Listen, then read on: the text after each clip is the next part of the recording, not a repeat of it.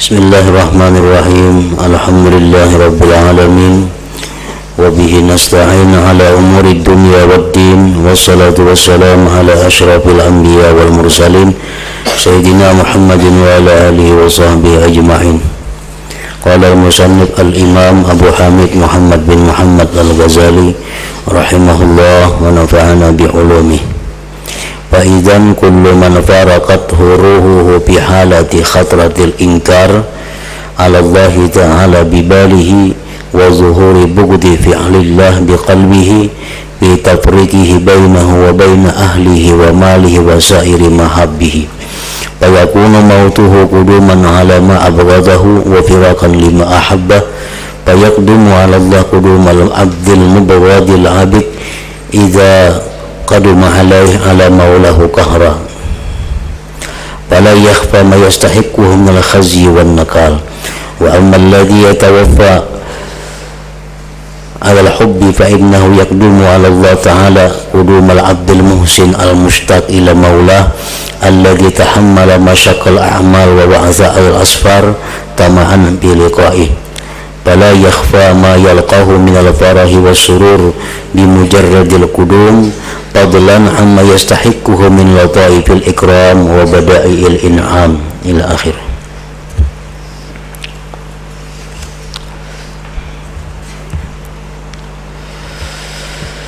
Makna daripada kalam al-imam al-Ghazali rahimahullah wa nafa'ana bi'ulumih.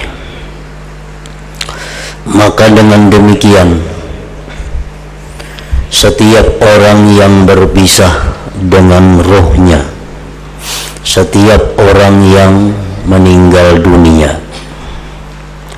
dalam keadaan ingkar kepada Allah Ta'ala di hatinya dan nampak kebencian kepada perbuatan Allah di hatinya pada dipisahkannya antara dia dan keluarganya dan hartanya dan kekasihnya yang lain, niscaya kematiannya itu merupakan kedatangan kepada yang dibencinya dan berpisah dengan apa yang dicintainya.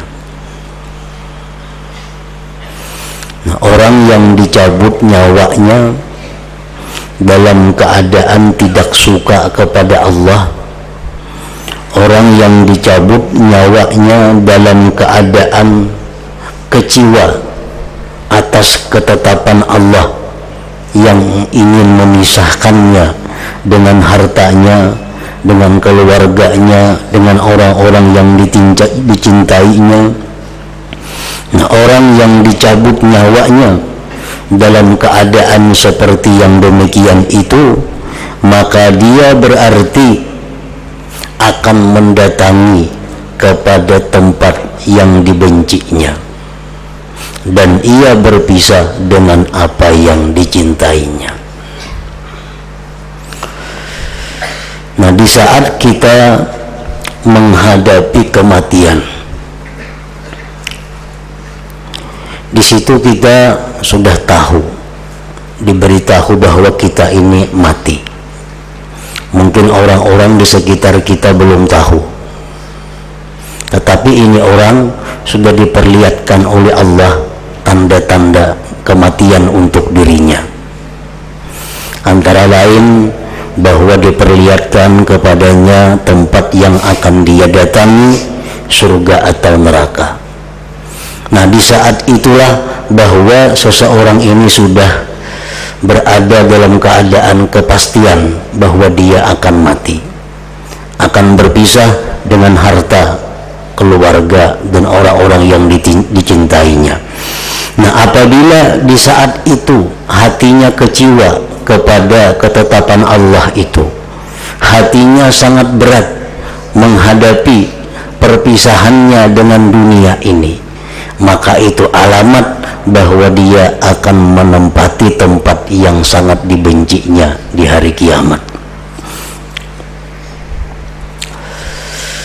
Maka ia datang kepada Allah sebagaimana datangnya seorang hamba yang dimarahi, yang meninggalkan rumah tanpa pamit.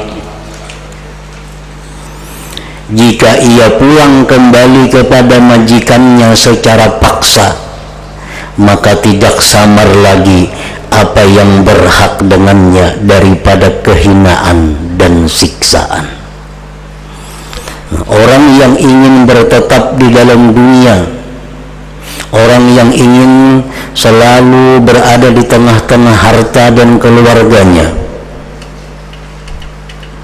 dan dia tidak ingin dimatikan oleh Allah, nah maka orang ini andai kata dimatikan, maka dia sama halnya dengan seorang budak yang secara paksa dikembalikan kepada tuannya.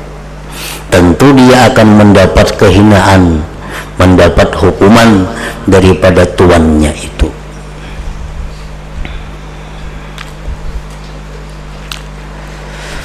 Adapun orang yang meninggal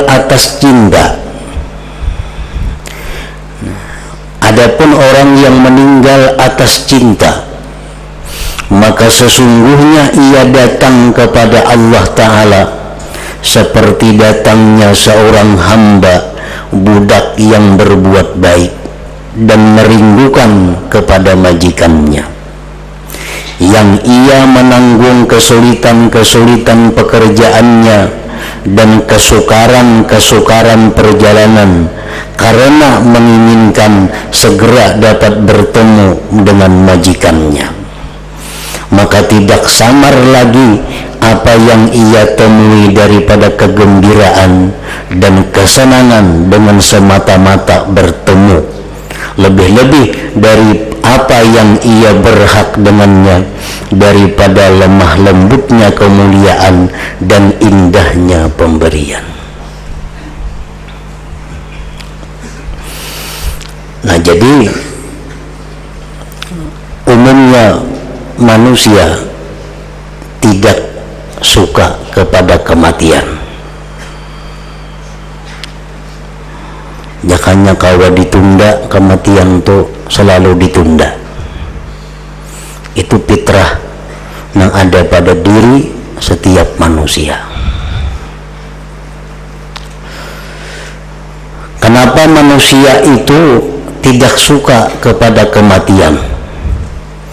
Padahal dia meyakini bahwa kematian itu adalah bertemu Allah, bertemu Tuhannya, bertemu dengan orang yang menciptakannya. Tetapi kenapa kita ini kada ketuju lawan kematian itu?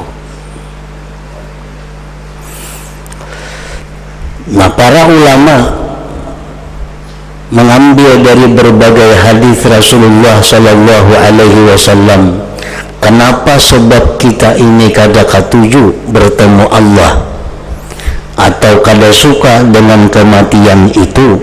Pertama sebabnya adalah karena kita cinta dunia, karena kita cinta kepada dunia. Sedangkan bertemu Allah itu berarti meninggalkan dunia. Berhubung dunia yang dicintainya, otomatis dia kada akan mau berpisah dengan dunia itu. Nah, salah satu penyebabnya adalah kecintaannya kepada dunia. Yang kedua sebabnya kenapa kita ini takutan dengan kematian itu, karena tidak ada kepastian kita ini mati masuk apa, masuk surga kah atau masuk neraka. Kada ada kepastian. Sedangkan dunia, sesakit-sakitnya kita dalam dunia, kawah aja disandang. Sesusah-susahnya dalam dunia kawah aja dipikul. Tapi kalau aku mati, aku belum tahu ke mana matiku, ke surga atau ke neraka. Nah, karena ketidakpastian itulah manusia itu takutan mati. Kalau perlu kada hendak mati.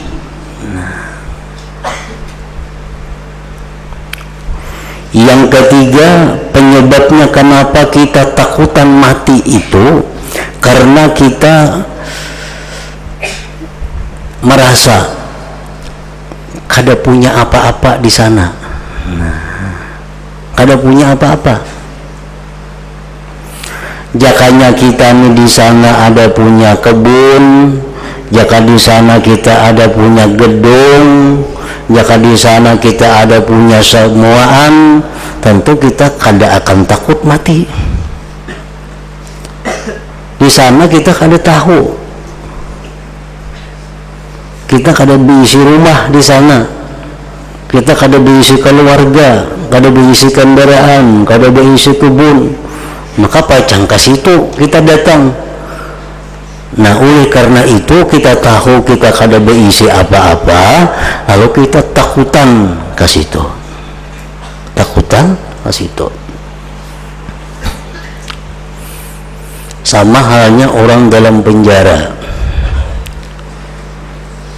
Orang dalam penjara itu susah, makan terbatas, semuaan terbatas.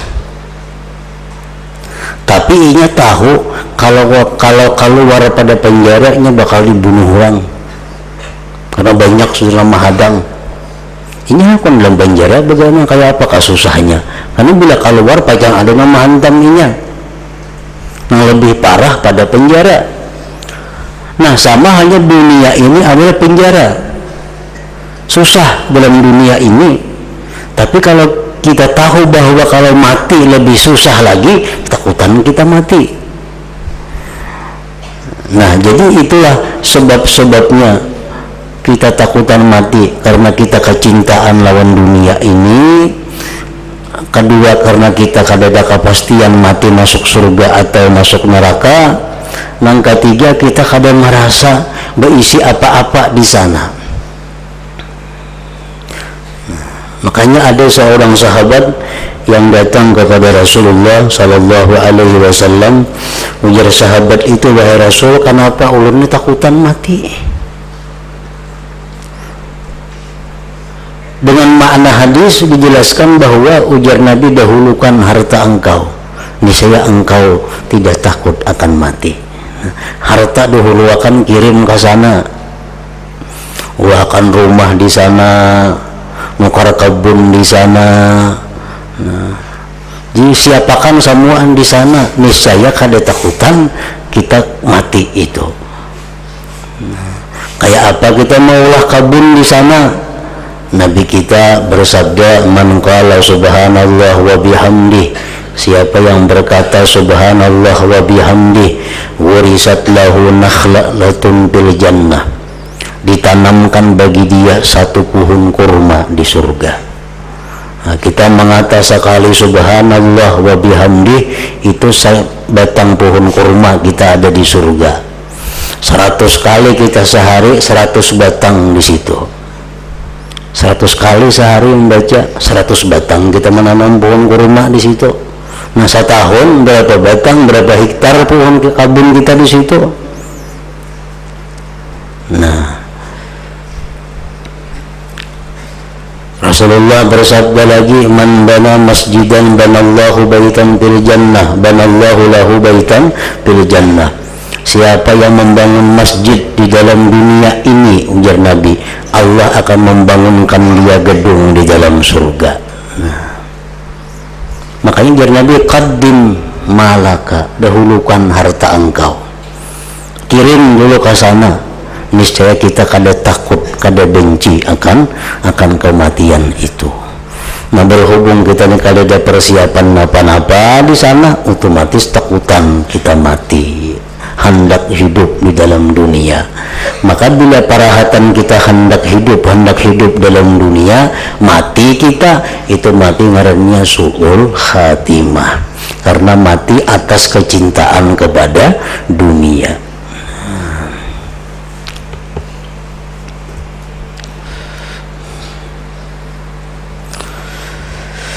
Orang-orang yang beriman, orang-orang yang banyak beramal saleh, itu sudah jelas mereka itu kada takutan mati.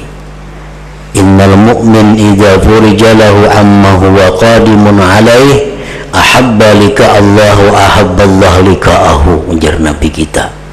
Orang yang beriman, yang benar-benar beriman kepada Allah, bila mana dibukakan baginya tempat yang bakal ia datangi, maka dia akan suka bertemu kepada Allah, dan Allah pun suka bertemu kepadanya.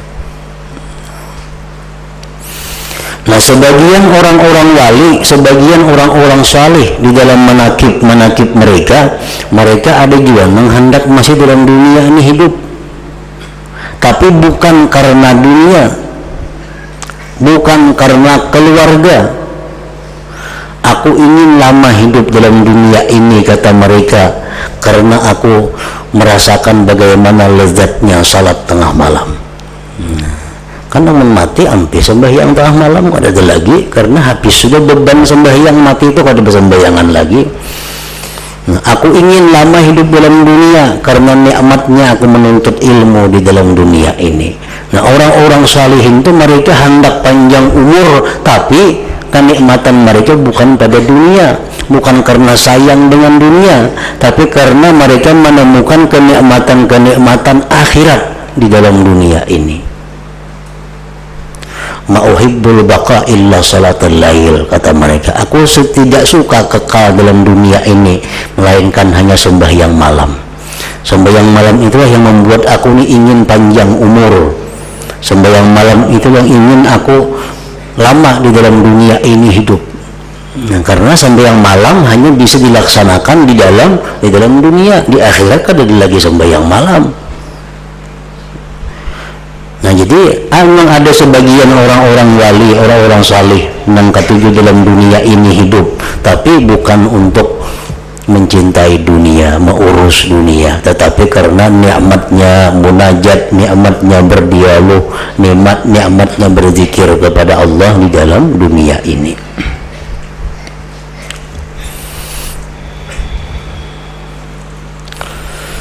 Adapun akhir hidup yang kedua, yang mana ia di bawah yang pertama dan tidak membuat orang itu kekal di neraka.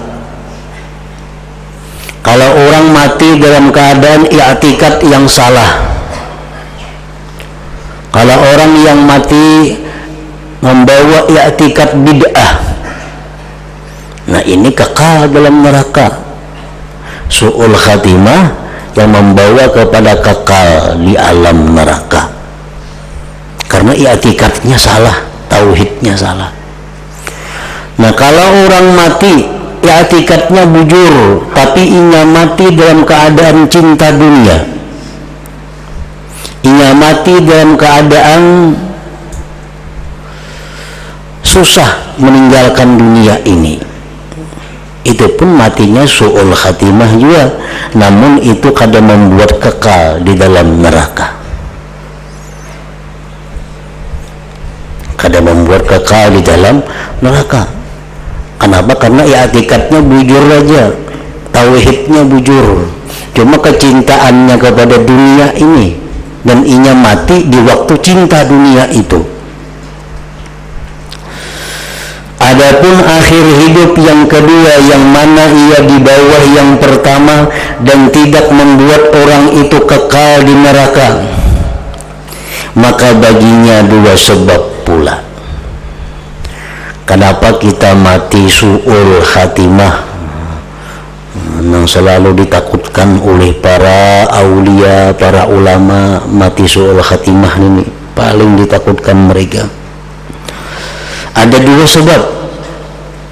Yang pertama adalah banyaknya kemaksiatan. Nah, kebanyakan maksiat yang digawi itu menyebabkan inya mati su'ul khatimah. Meskipun imannya kuat, walaupun imannya kuat, tapi karena kebanyakan maksiat yang dilaksanakan, yang digawinya, itu bisa menyebabkan dia mati dalam keadaan su'ul khatimah, walaupun ini kadang mengakibatkan kekal dalam neraka. Banyaknya kemaksiatan meskipun imannya kuat. Pada umumnya seluruh maksiat membawa kepada kejahatan di akhir hayat. Tetapi ada maksiat-maksiat tertentu, maksiat-maksiat yang khusus, yang sangat membawa kepada mati jahat itu. Antara lain tarkus salah, meninggalkan sembahyang. Orang banu sembahyang, banu kada, banu sembahyang, banu kada. Nah, orang 5 kali seharinya 3, banu 4 paling kawa. Nah, ini orang matinya sangat mendekati kepada kejahatan, su'ul khatimah. Karena ujar Nabi kita, wa man tarakas shalah fala dina lahu. Nah, orang yang meninggalkan sembahyang itu tidak ada agama baginya. Nah, bila kada ada agama itu artinya sangat membahayakan. Maksiat lain yang membawa kepada su'ul khatimah itu kada biris dalam mengeluarkan zakat. Imma kada bayar zakat, atau bayar zakatnya kurang, atau bayar zakatnya pas membagi salah. Artinya zakatnya kada tuntas. Ini yang dikisahkan Al-Quran, begitu datang malaikat maut dan tahu kesalahannya bahwa zakatnya kada biris, dia minta tunda. Rabbi laula akhartani ila ajalin qarib fa asaddaqa wa akum minas salihin. Begitu dinampakkan kesalahannya ini masalah zakat, dia minta kepada Tuhan, hai Tuhan, beri aku waktu sedikit, beri aku waktu sedikit untuk menuntaskan zakatku sehingga aku mati menjadi orang yang saleh. Israel menjawab, wala yuakhirallahu nafsan idza jaa ajaluha. Sekarang ajalmu sudah tiba, sedetik pun kamu tidak bisa ditunda. Nah, ini kekurangan dalam masalah zakat membawa kepada mati jahat tadi, su'ul khatimah. Dosa yang sangat mendekati kepada mati su'ul khatimah itu adalah antara lain meninggalkan haji dalam keadaan mampu untuk naik haji. Rasulullah mengatakan, man malaka zadan aw rahilatan tuballighuhu hajja baitillahil haram wa lam yahujja fala alai ayyamuta yahudiyan aw nasraniyya. Orang yang punya kemampuan naik haji tetapi dia tidak naik haji, maka dia mati tidak mengapa, mati sebagai Yahudi atau Nasrani. Nah, jadi berat orang yang punya kemampuan naik haji tapi kadang naik haji mati. Nah, ini matinya sangat mendekati kepada su'ul khatimah. Karena Nabi, biarlah yang mati Yahudi atau Nasrani.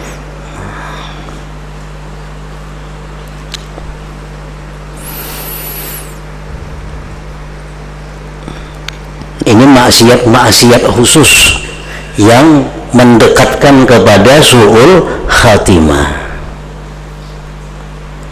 Antara lain lagi maksiat itu ujar Nabi kita, arba'atu nafarin haqqun 'ala Allah alla yudkhilahumul jannah wa la yudhikahum na'imaha. Ada 4 golongan yang pasti Allah kada masukkan mereka ke surga dan kada Allah rasakan nikmatnya surga. 1, mudminu khamrin, orang yang suka minum arak. Wa akilur riba, orang yang makan riba.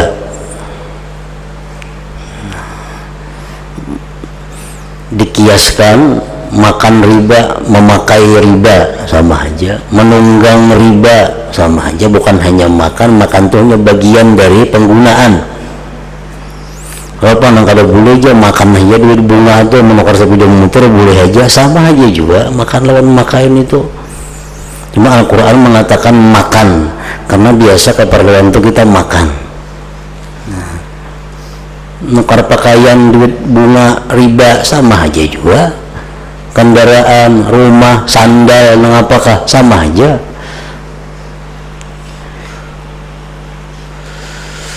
Wa akilu malil yatim, makan harta anak yatim. Wal aqli walidayhi, orang yang durhaka kepada orang tua. 4 orang itu dipastikan Allah kada masuk surga dan kada Allah rasakan nikmat surga, illa ayyatubu, kecuali tobat sebelum matinya. Nah, kecuali tobat.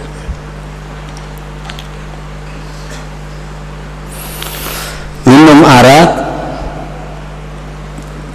melakukan riba, memakan ampun anak yatim, durhaka kepada orang tua, berzina, nah itu dosa-dosa tertentu yang mendekatkan kepada mati dalam keadaan su'ul khatimah. Orang mati itu su'ul khatimah nang malam Jumat kamatinya kada berpengaruh, kada untung ke malam Jumat orangnya maka utun. Nah, malam Jumat itu baik, orangnya baik. Kamu orangnya kada baik, musuh matinya malam apa, bulan apa? Malam Jumat itu baik, siang Jumat baik, amun orangnya baik, artinya menambah kebaikan. Amun orangnya kada baik, kada jadi masalah, malam apa kayaknya mati.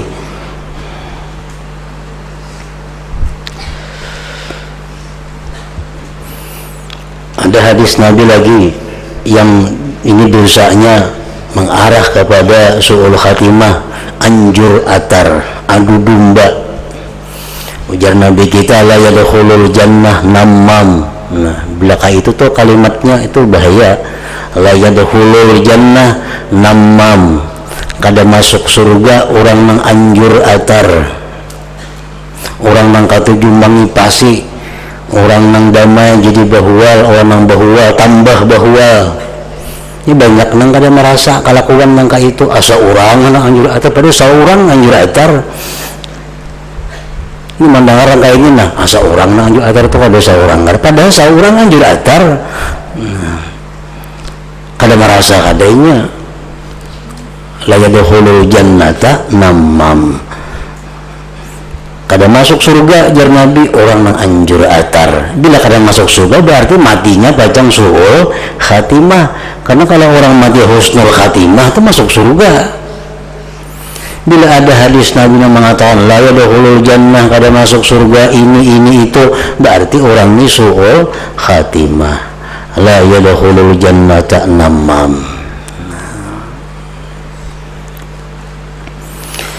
Nah, jadi penyebabnya adalah su'ul khatimah itu banyaknya kemaksiatan meskipun imannya kuat. Walaupun imannya kuat, walaupun i'tikadnya bujur, tapi karena kebanyakan maksiat yang digawinya,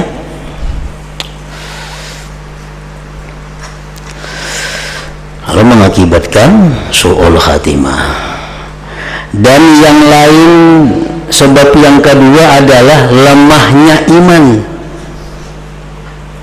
Meskipun sedikit berbuat maksiat, nah, orang ini imannya lemah, imannya kada kuat, imannya mudah goyah, walaupunnya maksiat kada banyak, orangnya kada pamandir sandu benar. Nah, ada so nyambet orang, apalagi manjur atar orang, apalagi madu domba orang, kada bisa. Banyak di rumah hanya begana, tapi bagaul, hanya dosanya kada banyak orang nih, cuma imannya kada kuat. Kenapa kada kuat? Karena nya kada mengaji. Di rumah begana, kada mengaji. Bila orang kada mengaji, kayak apa memperkuat imannya.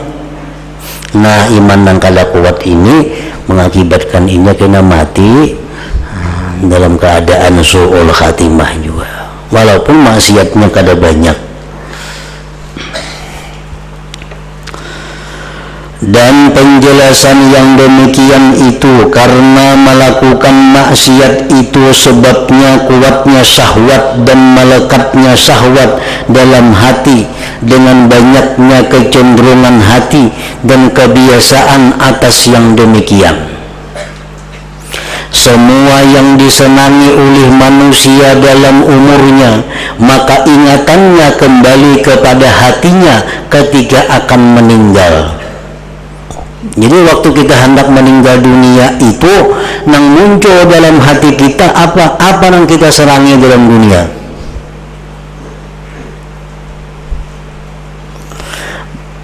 Semua yang disenangi oleh manusia dalam umurnya, maka ingatannya kembali kepada hatinya ketika akan meninggal. Amun orang senang mengucap la ilaha illallah, berapa sehari banyak mengucap la ilaha illallah, begitunya hendak mati kena kalimat itu nang ingat-ingat. Amun orang siang malam kalkulator dikucak hendak mati kena kalkulator rugi. Ini ingat di situ.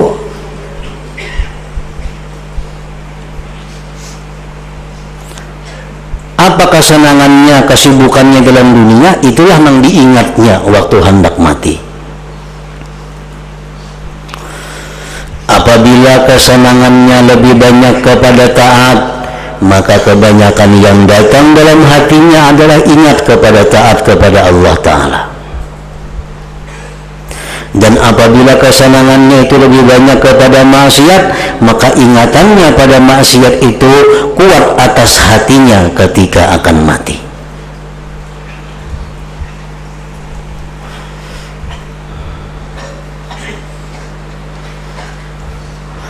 Maka kadang-kadang rohnya itu dicabut ketika kuatnya syahwat dari kesenangan dunia dan maksiat dari maksiat-maksiat, maka terikat hatinya dengan yang demikian dan ia menjadi orang yang terbimbing dari Allah Ta'ala pada ketika dicabut rohnya itu.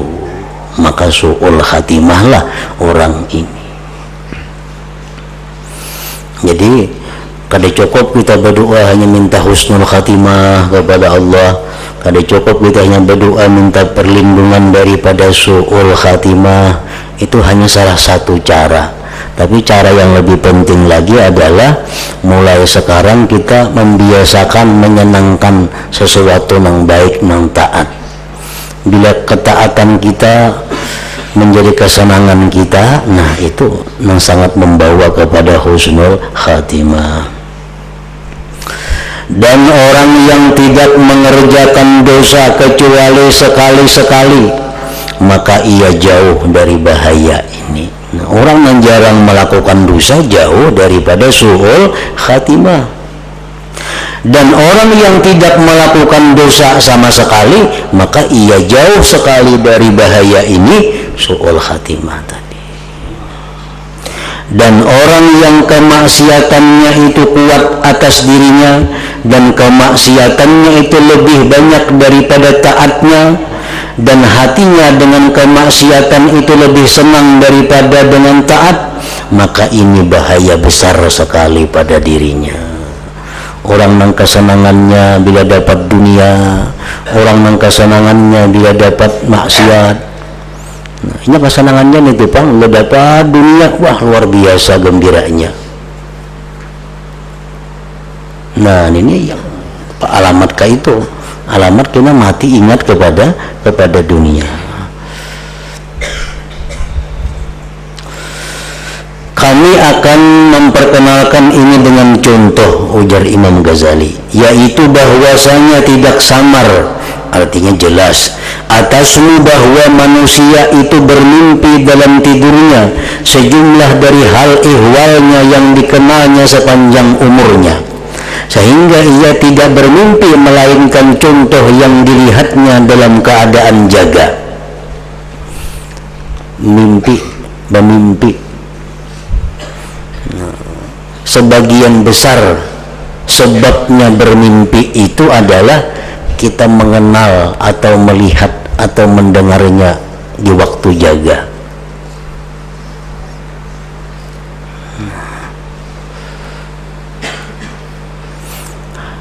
mimpi itu biasanya adalah pekerjaan-pekerjaan kita.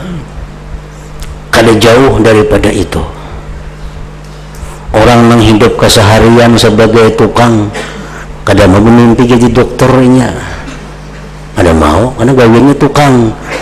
Minta mimpi dari hubungan orang begana atau di mana membaiki rumah orang. Karena pekerjaannya sehari-hari adalah tukang. Mimpinya itu kada jauh daripada pertukangan. Karena itu yang ia kenal, yang ia lihat, ia dengar, ia rasa setiap hari. Hatinya banyak ke sana. Sehingga ia tidak bermimpi melainkan contoh yang dilihatnya dalam keadaan jaga. Dan sehingga anak yang menginjak dewasa murahid, yang bermimpi junub, bermimpi basah, itu tidak bermimpi melihat bersetubuh bila mana ia belum pernah bersetubuh dalam keadaan jaga. Dan jika tetap ia seperti demikian dalam beberapa waktu, niscaya ia tidak melihat ketika bermimpi basah rupanya, bentuknya bersetubuh itu, karena kada pernah melihat dan merasakan di waktu kada guring bagaimana bersetubuh itu.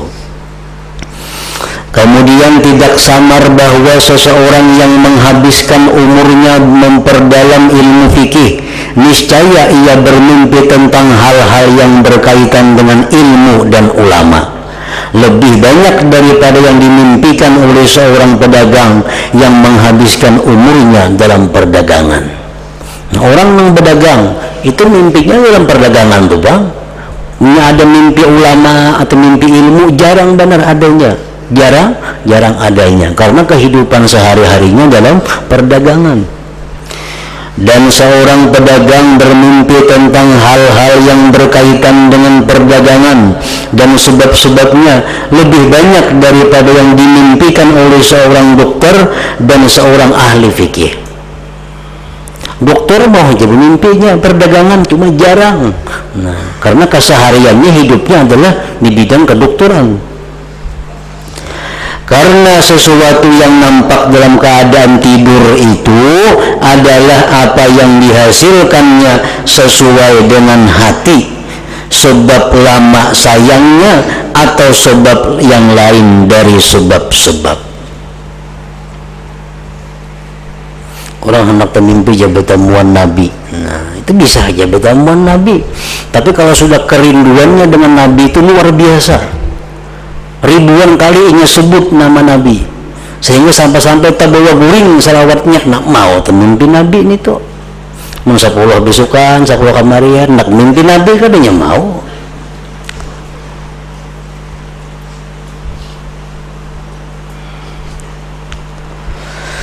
Mati itu menyerupai tidur, akan tetapi mati itu melebihi tidur.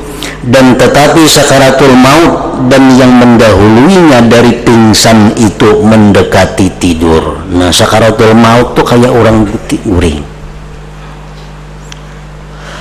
Maka yang demikian itu mengharuskan mengingat apa yang disayangi oleh hati. Dan sakaratul maut itu apa yang kita ingat? Nah, apa yang disayangi hati itu yang diingat. Dan kembalinya kepada hati. Dan salah satu sebab yang menguatkan berhasilnya ingatan dalam hati itu adalah lamanya sayangnya hati. Lawas kita menyayangi sudah lawan itu nah, pengalih benar membuangi. Kita bawa ke mati ini tuh.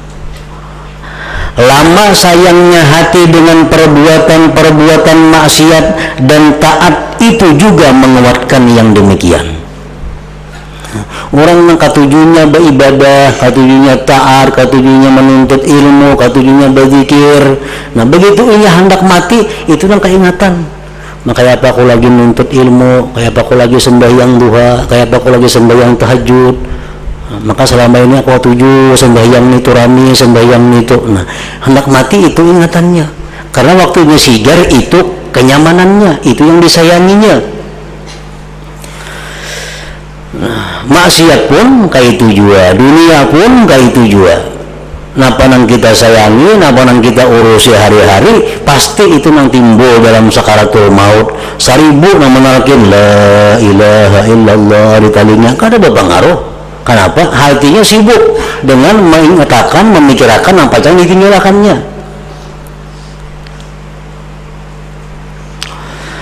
Dan demikian juga tidurnya orang-orang saleh berbeda dengan tidurnya orang-orang fasik, karena kesehariannya belain. Maka kuatnya sayang hati itu menjadi sebab pada tergambarnya bentuk perbuatan jahat dalam hatinya, dan hatinya cenderung kepadanya. Maka kadang-kadang barangkali ruhnya itu dicabut atas perbuatan yang demikian. Di waktu mengingat maksiat, di waktu mengingat dunia, mati. Nah, kadang-kadang bisa rahatan itu dicabut. Maka keadaan yang demikian itu menjadi sebab su'ul khatimah. Meskipun aslul iman masih ada, walaupun imannya masih ada, dengan sekira-kira diharapkan baginya selamat dari yang demikian. Nah, kalau asal imannya masih ada, tapi hatinya waktu mati itu ingat kepada dunia, kepada atau kepada maksiat, nah itu matinya su'ul khatimah, artinya masuk neraka dahulu. Karena imannya ada, satu saat akan dikeluarkan, akan dibangkit daripada api neraka itu. Nah, hingga situ. Dan sebagaimana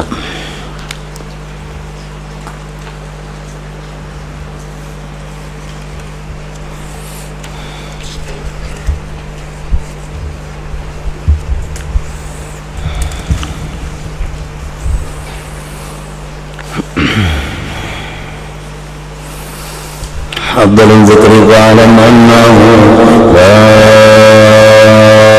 ilaha illallah Muhammadur Rasulullah, la ilaha illallah Muhammadur Rasulullah, la ilaha illallah Muhammadur Rasulullah, la ilaha illallah, la ilaha illallah, la ilaha illallah, la